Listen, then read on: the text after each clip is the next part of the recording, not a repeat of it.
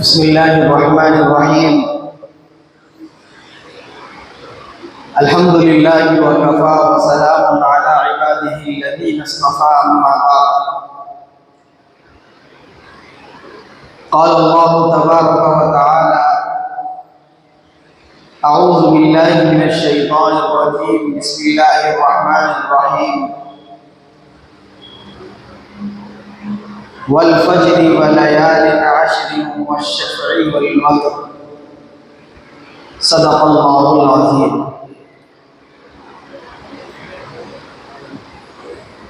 محترم بزرگوں، دوستوں اور نوجوانوں،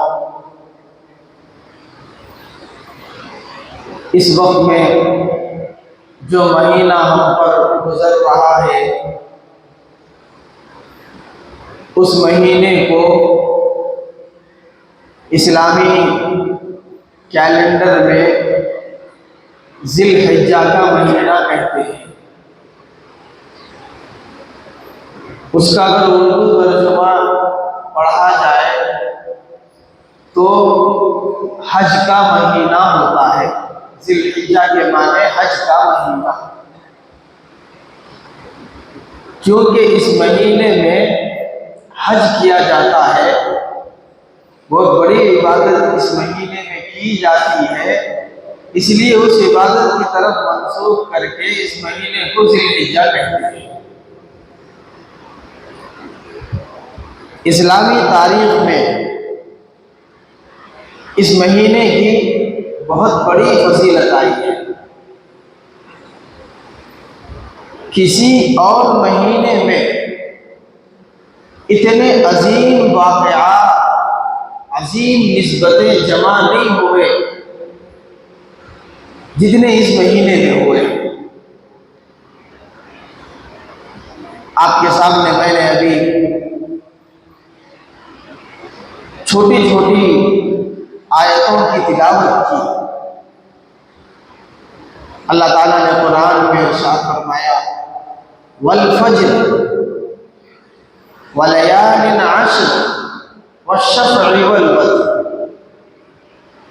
اللہ نے قسم کھائی ہے فجر کے وقت کی۔ بعض مفسرین نے کہا کہ والفجر سے مراد فجر کی نماز ہے، بعض نے کہا کہ والفجر سے مراد فجر کا وقت ہے، صبح کا وقت ہے۔ چاہے وقت ہو چاہے نماز ہو، اللہ نے اس کی قسم کھائی ہے۔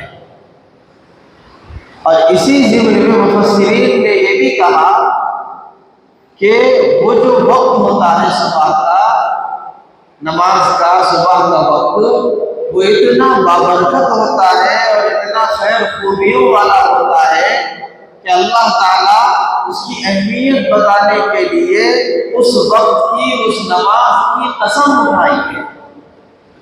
اللہ تعالیٰ جب کسی کی قسم اٹھاتے ہیں تو اس کا مطلب یہ ہوتا ہے کہ وہ چیز اہمیت کے اعتبار سے، فضیلت کے اعتبار سے بہت بڑی ہے۔ ہم اللہ کے علاوہ کسی کی قسم نہیں کھا سکتے، ہمارے لیے گناہ ہے، لیکن اللہ تعالیٰ نے قرآن میں کچھ چیزوں کی قسم کھائی ہے، یہ بتانے کے لیے کہ یہ وقت یا یہ چیز بہت بڑی ہے، اہمیت کے اعتبار سے، فضیلت کے اعتبار سے۔ تو جو وقت ہمارے لیے برکتوں والا ہے، جو وقت ہمارے لیے خیر خوبیوں والا ہے، جس نماز میں اللہ نے ہمارے کھانے کی، رزق کی، ہمارے صحت کی، ہماری عمر کی برکتوں کو رکھا ہے، افسوس یہ ہے کہ ہم سب مسلمان بڑی تعداد میں اسی وقت میں غافل رہتے ہیں، محو خواب رہتے ہیں، سوتے ہوئے رہتے ہیں۔ وہ وقت تو جاگنے کا ہے، وہ وقت تو بیدار ہو جانے کا ہے، اپنے دن کا آغاز، اپنی صبح کا آغاز اس وقت میں اللہ کی عبادت، اللہ کا ذکر کر کے کرنے کا ہے، لیکن ہم اس کو سو کے گزار دیتے ہیں۔ اور جب 8 بجے، 9 بجے، 10 بجے اٹھتے ہیں تو پھر ہم پریشان ہوتے ہیں کہ رزق میں برکت نہیں ہے، صحت میں برکت نہیں ہے، آمدنی میں برکت نہیں ہے، گھر میں خیر و برکت نہیں ہے، اولاد میں برکت نہیں ہے، یہ سب رونا روتے ہیں، لیکن یہ نہیں سوچتے کہ یہ برکت ہم تک کیوں نہیں پہنچ رہی؟ آسمان سے تو اتر رہی ہے برکت، اللہ کے بندوں کو مل رہی ہے برکت، لیکن مجھے کیوں نہیں مل رہی؟ تو مجھے اس لیے نہیں مل رہی کہ وہ جو اوقات ہے برکت کے، وہ وقت ہم سوتے ہوئے گزار دیتے ہیں، نماز چھوڑ کے گزار دیتے ہیں۔ اللہ تعالیٰ نے قرآن مجید کی سورت میں قسم اٹھائی ہے فجر کی نماز، فجر کے وقت کی، صبح کے وقت کی قسم اٹھائی۔ اس کے بعد اللہ نے کہا وَلَيَالٍ عَشْرٍ، 10 راتوں کی قسم ہے۔ اللہ نے پھر قسم کھائی 10 راتوں۔ کون سے 10 راتوں کی؟ علماء نے کہا کہ اسی مہینے کی، جو مہینہ چل رہا ہے، اسی مہینے کی 10 راتوں کی قسم اٹھائی ہے اللہ نے، قسم کھائی ہے اللہ نے، یہ بتانے کے لیے کہ اے مسلمانوں، یہ جو ذی الحجہ کی 10 راتیں ہیں، یہ کوئی معمولی راتیں نہیں ہیں۔ ان راتوں میں اللہ کی عبادت کرو، ان راتوں میں اللہ تعالیٰ کو مناؤ، ان راتوں میں اللہ تعالیٰ کو راضی کرنے والے اعمال کرو۔ گناہوں میں راتوں میں جاگ کر یا اللہ کی نافرمانی کر کے ان راتوں کو مت گزارو۔ معمولی راتیں نہیں ہیں یہ ذی الحجہ کی، عام مہینوں کی طرح راتیں نہیں ہیں یہ ذی الحجہ کی، اس راتوں کی تو اللہ نے قسم کھائی ہے وَلَيَالٍ عَشْرٍ۔ احادیث سے معلوم ہوتا ہے، علماء حدیث نے بیان کیا ہے کہ ان راتوں میں عبادت کرنے کا ثواب شب قدر میں عبادت کرنے کے ثواب کے برابر ہے۔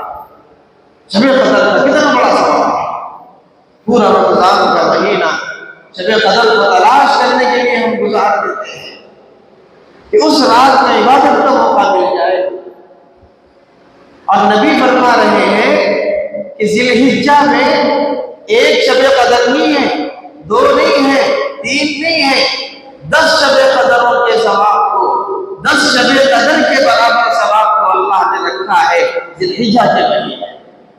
اور آج 3 تاریخ ہو گئی ہے، 4 تاریخ ہو گئی ہے، کتنے مسلمانوں نے ان راتوں میں عبادتوں کا اہتمام کیا؟ کتنے مسلمانوں کو ان راتوں میں تھوڑی دیر عبادت کی توفیق ملی؟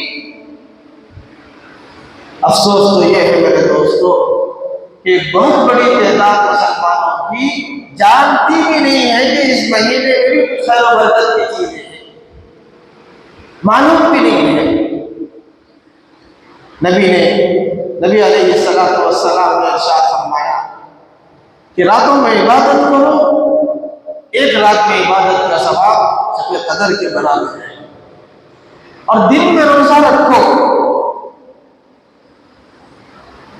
اور ان 10 دنوں میں ایک دن ایسا ہے کہ اگر کوئی مسلمان اس دن روزہ رکھ لے گا تو نبی فرما رہے ہیں، نبی کی بات جھوٹی نہیں ہو سکتی، نبی کی بات میں ڈاؤٹ بھی نہیں ہو سکتا، شک بھی نہیں ہو سکتا۔ اللہ نے کہا ہے، یقینی بات ہے، تب ہی نبی کہہ رہے ہیں۔ نبی کہہ رہے ہیں کہ اگر کوئی شخص ان 10 دنوں میں روزہ رکھے، اور ان 10 دنوں میں ایک دن ہے 9 تاریخ 9 ذی الحجہ جس کو عرفے کا دن کہتے ہیں، اس دن اگر روزہ رکھے گا تو مجھے امید ہے اللہ کی ذات سے کہ اس ایک روزے کی برکت سے اللہ تعالیٰ اس کے پچھلے 1 سال کے گناہ بھی معاف کر دیں گے، اور اس کے اگلے 1 سال کے گناہ بھی معاف کر دیں گے۔ 2 سال جو گناہ ہم کر چکے ہیں، گزرے ہوئے سال میں وہ بھی معاف ہو جاتے ہیں عرفے کے روزے کی برکت سے۔ اور جو گناہ ابھی ہم نے کیے بھی نہیں، آئندہ سال پتہ نہیں ہم سے کتنے اور گناہ ہونے والے ہیں، وہ گناہ بھی ایڈوانس ہے، اللہ تعالیٰ عرفے کے روزے کی برکت سے معاف کرتے ہیں۔ کتنی بڑی فضیلتیں جمع ہوئی ہیں اس مہینے میں، ذی الحجہ کے مہینے میں میرے دوستوں۔ لیکن افسوس یہ کہ ہم مسلمان اس سے غافل ہیں، اللہ تعالیٰ کی ان دی ہوئی نعمتوں سے فائدہ اٹھانے سے ہم غافل ہیں۔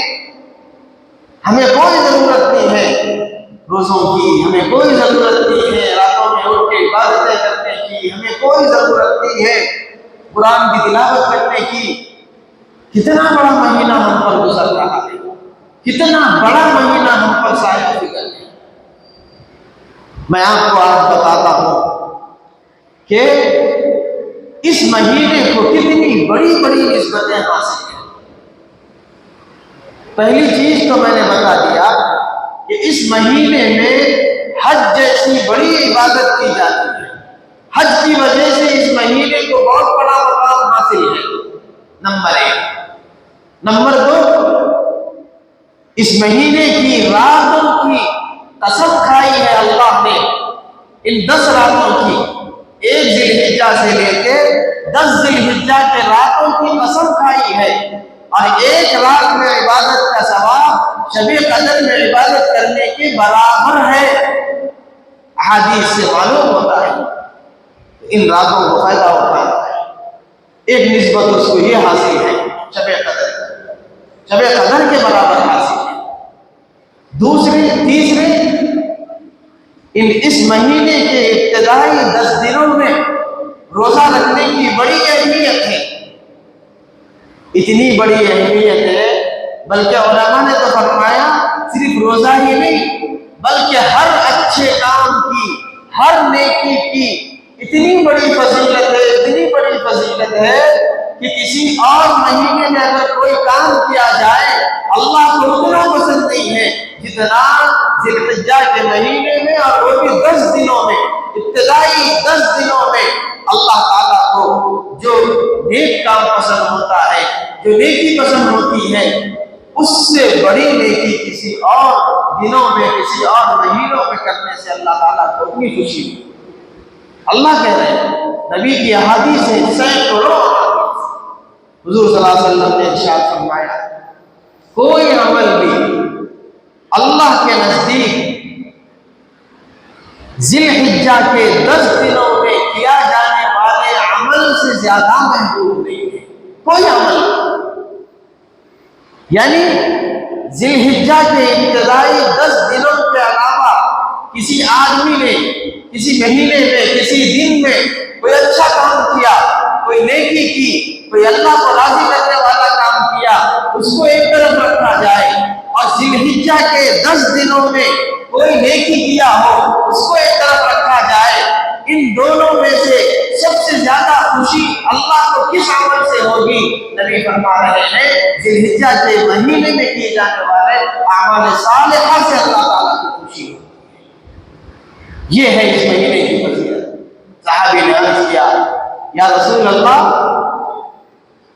کیا جہاد سے بھی زیادہ بڑا عمل ہے اس مہینے میں نیکی کرنا اور اللہ کو نیکی کا پسند آنا جہاد سے بھی زیادہ ہے؟ نبی نے فرمایا جہاد سے بھی زیادہ ہے۔ اگر کسی نے شوال کے مہینے میں جہاد کیا اور کسی شخص نے ذی الحجہ کے 10 دنوں میں اللہ کو راضی کرنے والے کام کیے، نبی فرما رہے ہیں اس مجاہد سے زیادہ پسند ہے اللہ تعالیٰ کو اس مہینے میں عبادت کرنا۔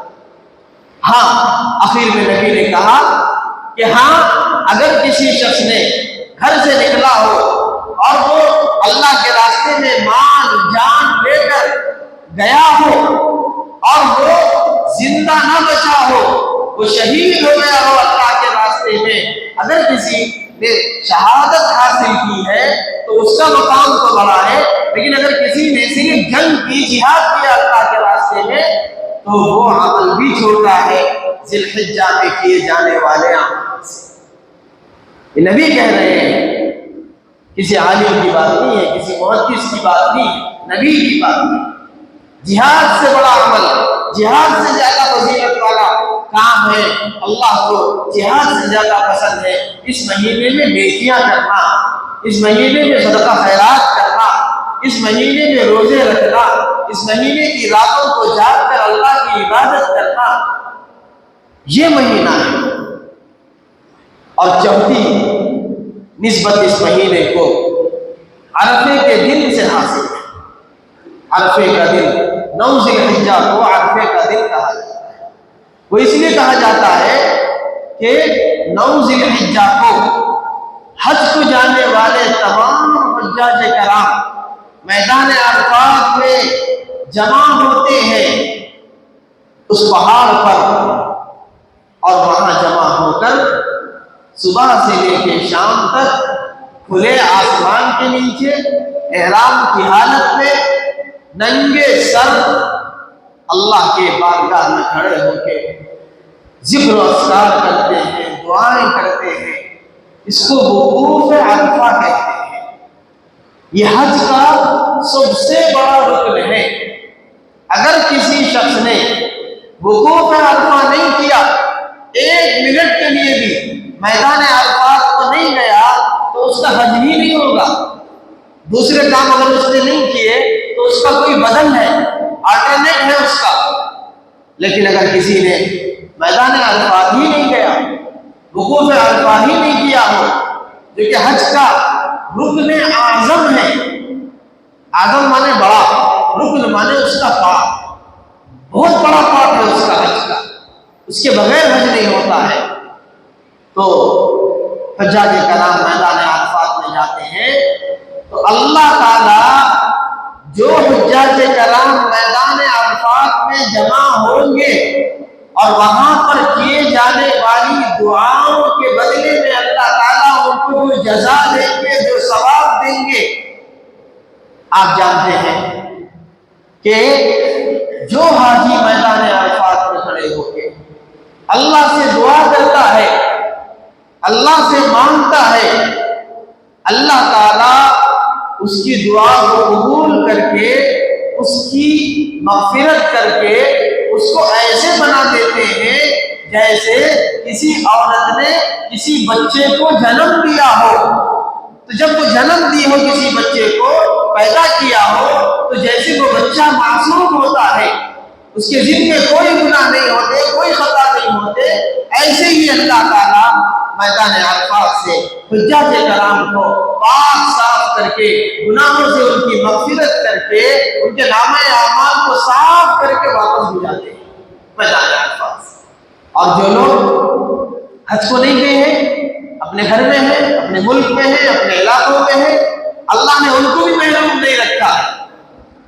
اگر ہم بھی چاہتے ہیں کہ جو ثواب حجاج کرام کو عرفے کے دن مل رہا ہے، جو بدلہ حجاج کرام کو عرفے کے دن مل رہا ہے، اگر ہم بھی چاہتے ہیں کہ ہمیں بھی وہ ثواب ملے، ہمارے بھی گناہوں کی مغفرت ہو جائے، تو قربان جائیے محمد رسول اللہ صلی اللہ علیہ وسلم کے اس امت سے تعلق پر، آپ کے رحمت للعالمین ہونے پر۔ آپ کہہ رہے ہیں جو حج کو نہیں گیا وہ بھی اس دن کی برکت سے محروم نہیں رہ سکتا، اللہ تعالیٰ اس کو بھی محروم نہیں رکھیں گے، وہ گھر میں بیٹھ کے بھی نیکیاں کما سکتا ہے، وہ گھر میں بیٹھ کے بھی فضیلتوں کو پا سکتا ہے۔ بس شرط یہ ہے کہ اس کو چاہیے کہ وہ عرفے کے دن روزہ رکھ لے، 1 دن کا روزہ رکھ لے، کوئی مشکل کام نہیں ہے 1 دن بھوکا رہنا۔ ویسے تو پورے 10 دن روزہ رکھنے کی فضیلت ہے، لیکن ان 10 دنوں میں بھی 9 ذی الحجہ کا روزہ تو ہر مسلمان مرد اور عورت کو کمپلسری رکھنا ہے، کسی صورت میں رکھنا ہے۔ کیوں؟ اس لیے کہ بھائی 2 سال کے گناہ معاف کرانا ہے، 2 سال کے گناہوں کی مغفرت کرانا ہے۔ جتنے مرتبہ ہم ہاتھ اٹھا کے دعا کرتے ہیں اللہ سے، اے اللہ میں بہت گنہگار بندہ ہوں، میری بہت گناہیں ہو گئی ہیں، آپ مجھے معاف کر دیں۔ ہر نماز کے بعد دعا کرتے ہیں، ہر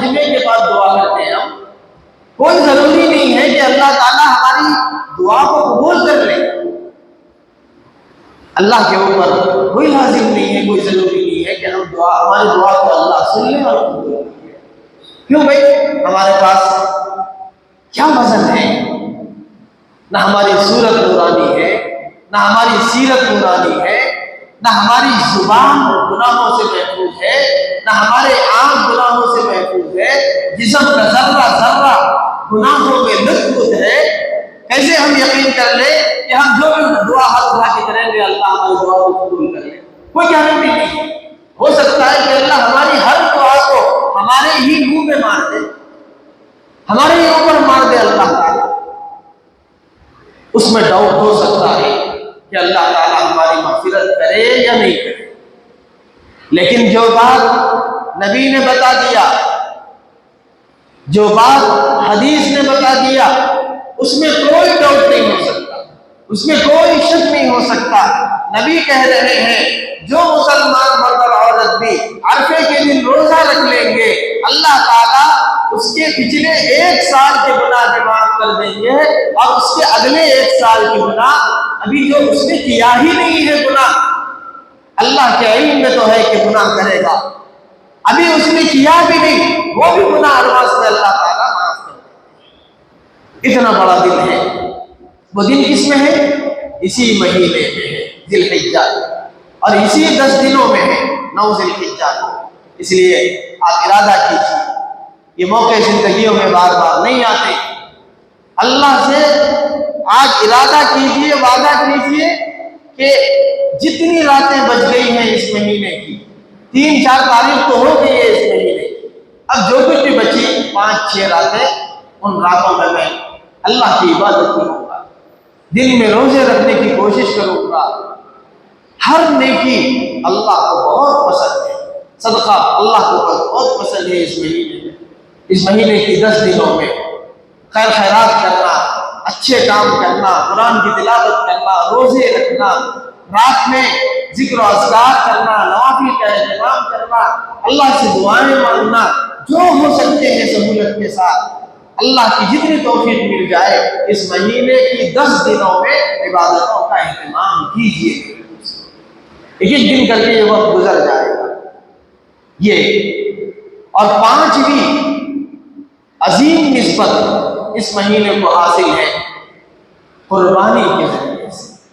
قربانی جیسا عظیم ترین عمل، قربانی جیسی عظیم سنت ابراہیمی، وہ بھی اسی مہینے میں ہے۔ قربانی سے بھی اللہ تعالیٰ نے اس مہینے کی قدر و منزلت کو بڑھا دیا ہے۔ اور یہ قربانی کیا ہے؟ نبی نے کہا یہ قربانی دراصل سنت ابیکم ابراہیم، تمہارے فادر، تمہارے والد حضرت ابراہیم علیہ السلام کی سنت ہے، جس کو اللہ تعالیٰ نے اس امت میں بھی باقی رکھا ہے۔ اس امت والوں کو بھی حکم دیا ہے کہ جیسے ابراہیم علیہ السلام نے قربانی دی، بلکہ قربانیاں دی، اتنی قربانیاں دی کہ اللہ تعالیٰ نے قرآن میں ان کے بارے میں یہ کہا وَإِذِ ابْتَلَىٰ إِبْرَاهِيمَ رَبُّهُ بِكَلِمَاتٍ فَأَتَمَّهُنَّ۔ اللہ نے ابراہیم علیہ السلام سے بے شمار قربانیاں لی۔ ہم سے تو ایک قربانی کا مطالبہ ہے، لیکن ان سے بے شمار قربانیاں لی، آزمائشوں میں مبتلا کیا، امتحان میں مبتلا کیا، اور پھر اللہ ہی نے کہا کہ ایک ایک قربانی، ایک ایک آزمائش میں، ایک ایک امتحان اور ایگزام میں حضرت ابراہیم علیہ السلام پورا اترے۔ وہ بھی 50% نہیں، 60-70% نہیں، بلکہ اللہ کہہ رہے ہیں فَأَتَمَّهُمْ 100% پاس ہو گئے اللہ کے ہر امتحان میں ابراہیم علیہ السلام۔ یہ قربانی بھی اسی کی یادگار ہے۔ بیٹے کو اللہ نے خواب میں بتایا کہ بیٹے کو ذبح کر دو، وہ بیٹا جو منتوں کے بعد، دعاؤں کے بعد، خوب قربانیوں کے بعد اللہ تعالیٰ سے مانگا تھا، اس بیٹے کو چھوٹی سی عمر میں اللہ نے آزمانے کے لیے، امتحان لینے کے لیے ان کو وحی کی کہ اے ابراہیم تم اپنے بیٹے کو ذبح کر دیا، ذبح ہو گیا وہ۔ یہ الگ بات ہے کہ اللہ نے اس کی حفاظت کی، لیکن اسباب کے حد تک ابراہیم علیہ السلام کو جو کچھ کرنا تھا انہوں نے کیا، لیکن اللہ تعالیٰ کو بیٹے کی قربانی مقصود نہیں تھی۔ حضرت ابراہیم علیہ السلام کے جذبے کو چیک کرنا تھا، ان کی محبت کو آزمانا تھا، اس میں بھی کامیاب ہو گئے۔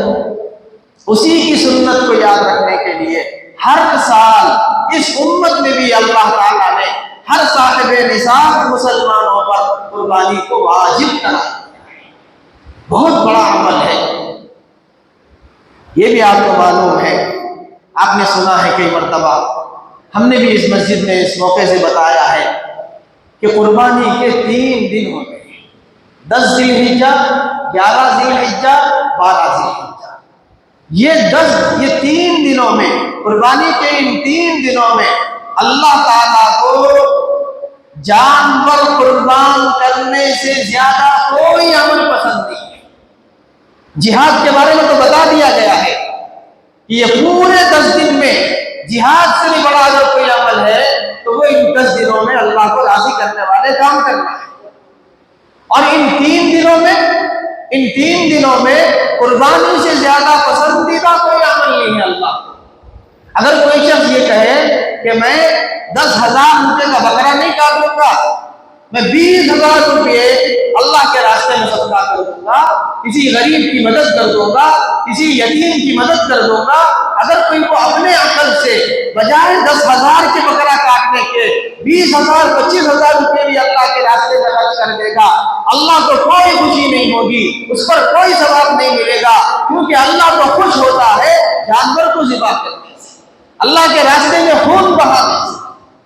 یہ جو ٹرینڈ چل رہا ہے کچھ سالوں سے کہ ایک قربانی، ایک بکرا پورے گھر کی طرف سے کافی ہے، یہ جھوٹ ہے میرے دوستو، یہ مکاری ہے، یہ اللہ کی اور اللہ کے رسول صلی اللہ علیہ وسلم کی تعلیمات سے منحرف کرنے کی ایک سازش ہے۔ کبھی ایک بکرا پورے خاندان کی طرف سے کافی نہیں ہو سکتا، ہر شخص پر تنہا الگ الگ قربانی واجب ہے، جیسے زکوٰۃ سب پر الگ الگ واجب ہے، ایسے ہی قربانی بھی ہر صاحب نصاب مسلمان پر، مرد پر، عورت پر، بچوں پر، چھوٹے بچوں پر، چھوٹے بچیوں پر، سب پر الگ الگ صاحب نصاب لوگوں کے اوپر قربانی واجب ہے، اور سب کی جانب سے الگ الگ قربانی کرنا ہے۔ ایک بکرا ایک خاندان کی طرف سے کافی نہیں ہوتا، یہ دھوکے میں ڈالا جاتا ہے۔ بقرعید کے وقت میں مسلمانوں کو کنفیوز کیا جاتا ہے، شک میں مبتلا کیا جاتا ہے۔ آپ کو معلوم ہے کسی حدیث میں بھی نبی علیہ السلام نے یہ جملہ نہیں کہا کہ ایک بکرا سارے فیملی کی طرف سے کافی ہے، بلکہ نبی کہہ رہے ہیں ان 3 دنوں میں جتنا ہو سکے اللہ کے راستے میں جانوروں کو ذبح کرو، خون بہاؤ، احراق الدم یعنی خون بہانا، جانور کو ذبح کرنا، یہ کام اللہ کو پسند ہے۔ خود کی طرف سے قربانی دو، اگر صاحب وسعت ہے تو والدین کی طرف سے قربانی دو، مرحومین کی طرف سے قربانی دو، صحابہ کرام کی طرف سے قربانی دو، انبیاء کرام کی طرف سے قربانی دو، حضرت ابراہیم علیہ السلام کی طرف سے قربانی دو، جناب محمد رسول اللہ صلی اللہ علیہ وسلم کی طرف سے قربانی دو۔ اللہ نے آپ کو مالدار بنایا ہے، آپ 10 بکرے کاٹو، کیونکہ احراق الدم، خون بہانے سے زیادہ کوئی عمل اللہ کو 3 دنوں میں زیادہ پسندیدہ ہے۔ یہ ہے قربانی۔ جب حجۃ الوداع کے موقع پر حضور صلی اللہ علیہ وسلم کی زندگی کا آخری سال تھا، لاسٹ حج تھا، اس کے بعد حضور زندہ نہیں رہے زیادہ دنوں تک، حضور کی لاسٹ بقرعید تھی۔ احادیث بتاتی ہے کہ حضور صلی اللہ علیہ وسلم نے حجۃ الوداع کے موقع پر، بقرعید کے موقع پر قربانی کے موقع پر اپنی طرف سے 100 اونٹوں کو ذبح کیا. کتنے؟ 100 اونٹوں. 100 اونٹوں کی قربانی دی.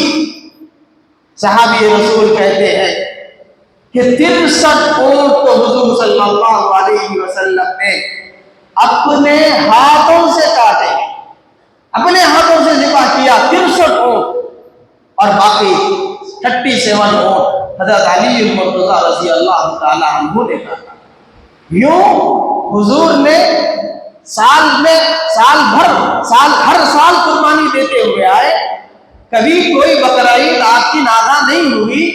مدینے میں تو خاص طور سے اس کا اہتمام کیا حضور صلی اللہ علیہ وسلم نے کہ پورے 10 سال مدینے میں رہے اور کسی دن آپ نے بقرہ عید کے موقع پر قربانی کو ترک نہیں کیا, قربانی کو نہیں چھوڑا, بلکہ آخری سال تو 100 اونٹ قربان کر کے پورے زندگی کی طرف سے, یعنی 63 سال حضور رہے, 63 اونٹ خود اپنے ہاتھ سے کاٹا اور باقی 37 اونٹوں کو پوری امت کی طرف سے قربانی کا ثواب پہنچایا.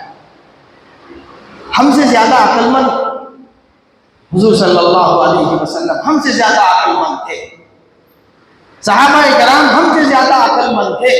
آپ جانتے ہیں بعض لوگ یہ بھی کہتے ہیں کہ قربانی کرنے سے اچھا ہے لوگوں کی غریبی کو دور کرو, قربانی کرنے سے اچھا ہے کہ کسی کی شادی کر دو.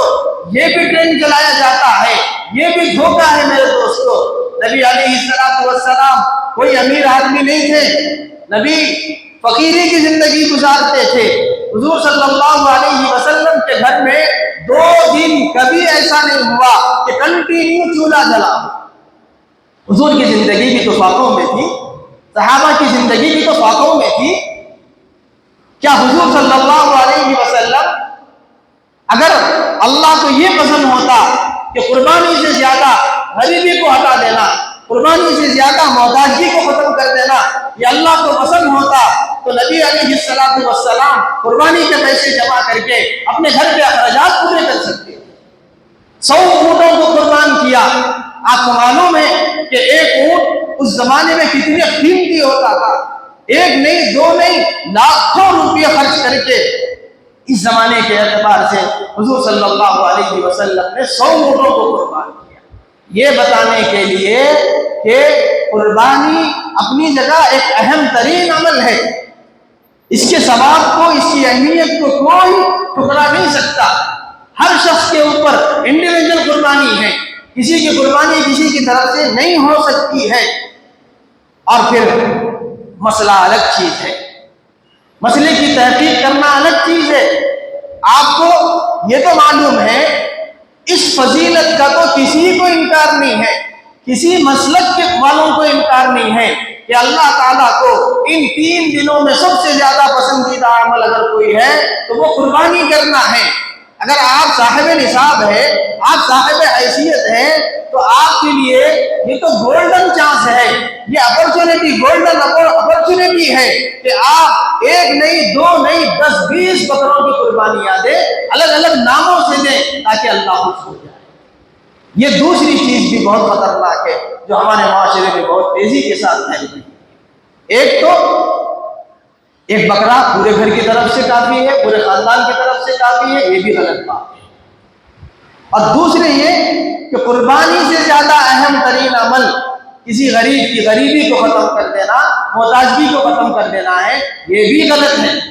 نبی کے عمل سے, نبی کے احکامات سے, نبی کے احادیث سے اس کا غلط ہونا بھی ثابت ہے. اور تیسری جو برائی ہمارے درمیان میں ہے, ہمارے معاشرے میں ہے, وہ یہ ہے کہ ہم قربانی کے جانور خریدنے میں غلو سے کام لیتے ہیں بہت زیادہ. اور یہ ٹرینڈ چلتا ہے کہ قربانی کا جانور مہنگا ہونا چاہیے. حدیث میں کہیں پر بھی مہنگا جانور خریدنے کی تو کوئی بات نہیں کی گئی ہے.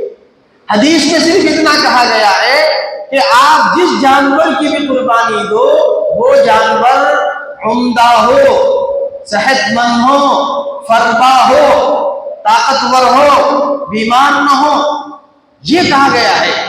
تو آپ جانور خریدتے وقت ان چیزوں کا خیال کیجئے کہ میرا جانور صحت مند ہونا چاہیے, میرا جانور عمدہ ہونا چاہیے، خوبصورت ہونا چاہیے دیکھنے میں، اس کی ذات کے تعلق سے، نہ یہ کہ میرا جانور سب سے زیادہ مہنگا ہونا چاہیے۔ مہنگے کی کوئی قید نہیں ہے۔ آپ مہنگا جانور خرید کر کوئی بڑا ثواب حاصل نہیں کر سکتے۔ آپ کوئی بڑا تیر نہیں مار رہے ہیں مہنگا جانور خرید کر، بلکہ بے وقوفی کر رہے ہیں، اپنا نقصان کر رہے ہیں، دوسروں کا فائدہ کر رہے ہیں۔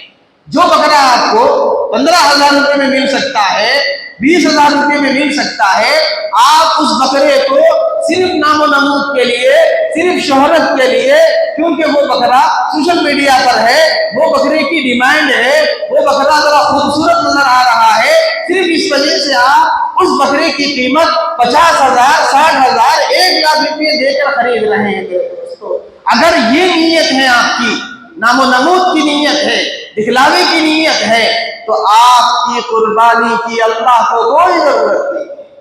اللہ تو ہمارے جذبے کو دیکھ رہا ہے، اللہ ہمارے اخلاص کو دیکھ رہا ہے۔ لن ینال اللہ لحومها ولا دماؤها ولکن ینالہ التقوی منکم۔ اللہ کے پاس ہماری قربانیوں کا نہ گوشت پہنچتا ہے، اللہ کے پاس ہماری قربانیوں کا نہ خون پہنچتا ہے، سب چیز ہم کو ہی کھانا ہے۔ پھر کیوں حکم دے رہے ہیں اللہ تعالیٰ؟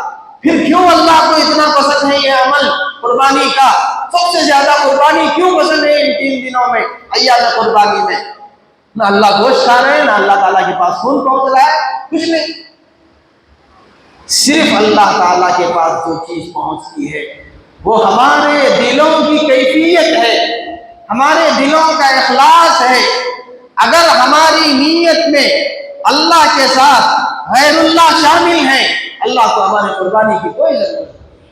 آپ 50,000، 60,000 کے جانور کی قربانی دینے کے بجائے آپ اس پیسوں میں 10 بکرے خرید کر، 10 بکرے کاٹ کر غریبوں کا، یتیموں کا فائدہ کیجیے، اس کو تقسیم کیجیے۔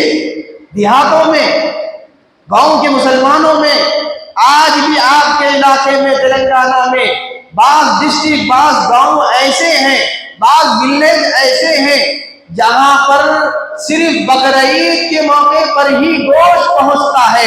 وہاں کے غریب مسلمان سال میں 1 مرتبہ صرف آپ جیسے صاحب حیثیت مسلمانوں کی قربانیوں کا گوشت ہی کھاتے ہیں، باقی دنوں میں ان کے پاس گوشت خریدنے کے بھی پیسے نہیں۔ ایسے 10 نہیں، 20 گھر ہیں، 20 گاؤں ہیں۔ میں جانتا ہوں ایسے گاؤں کو جہاں پر مسلمان صرف سال میں 1 مرتبہ بقرعید کے موقع پہ گوشت کھاتے ہیں۔ آپ اپنی جھوٹی شان بگاڑنے کے بجائے، لوگوں میں نام و نمود اور شہرت اور معیار حاصل کرنے کے بجائے، چرچوں میں آنے کے بجائے، آپ اتنے پیسوں کے جانور خرید کر زیادہ سے زیادہ قربانی کیجیے، یہ اللہ کو زیادہ پسند ہے۔ اس کو بھی ختم کرنے کی ضرورت ہے۔ اور آخری چیز یہ ہے کہ اس مہینے میں 5 دن ایسے ہیں جس کو تکبیر ایام تشریق کہتے ہیں۔ 5 دن یہ بھی بہت امپورٹنٹ ہے، بہت اہمیت کے دن ہے یہ 5 دن۔ جیسے حجاج کرام میدان حج میں جا کر لبیک اللہم لبیک لبیک لا شریک لک لبیک ان الحمد والنعمت لک والملک لا شریک لک، یہ جیسے وہ تلبیہ پڑھتے رہتے ہیں، اللہ تعالیٰ جو لوگ حج کو نہیں گئے ہیں ان کو بھی اس ثواب سے محروم نہیں رکھا، اس فضیلت سے محروم نہیں رکھا۔ جیسے حاجیوں کو تلبیہ پڑھنے کی ہدایت ہے، ایسے ہی جو لوگ اپنے گھروں میں مقیم ہیں، اپنے ملکوں میں مقیم ہیں، اپنے علاقوں میں مقیم ہیں، ان سے کہا گیا ہے کہ 9 ذی الحجہ کی فجر کی نماز سے لے کر 13 ذی الحجہ کی عصر کی نماز تک، یہ 5 دن ایام تشریق ہے۔ اللہ تعالیٰ کو ہر نماز کے بعد مسلمانوں کا بلند آواز سے تکبیر تشریق پڑھنا یہ بہت زیادہ پسندیدہ ہے، بہت زیادہ۔ اللہ خوش ہوتے ہیں۔ وہ تکبیر تشریق کیا ہے؟ اللہ اکبر، اللہ اکبر، لا الہ الا اللہ، اللہ اکبر وللہ الحمد۔ یہ اللہ کی بڑائی بیان کرتا ہے۔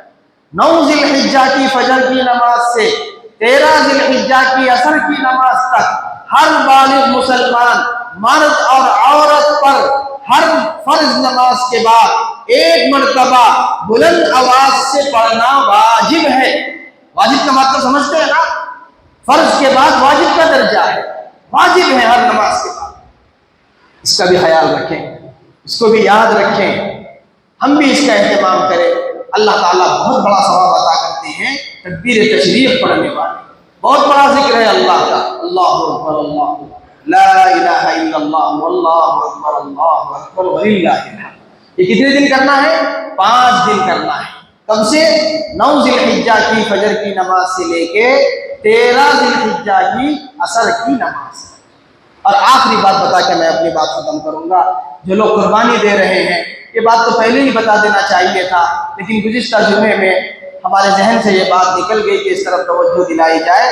جو لوگ قربانی دے رہے ہیں ان کے لیے مستحب یہ ہے کہ وہ 1 ذی الحجہ سے لے کے قربانی ہونے تک 10 دن اپنے جسم کے نہ کسی بال کو ہاتھ لگائے نہ ناخن کو ہاتھ لگائے، کسی بھی جگہ کے بال بھی نہیں کاٹنا ہے اور اپنے ناخن بھی نہیں کاٹنا ہے جب تک کہ قربانی نہ ہو جائے۔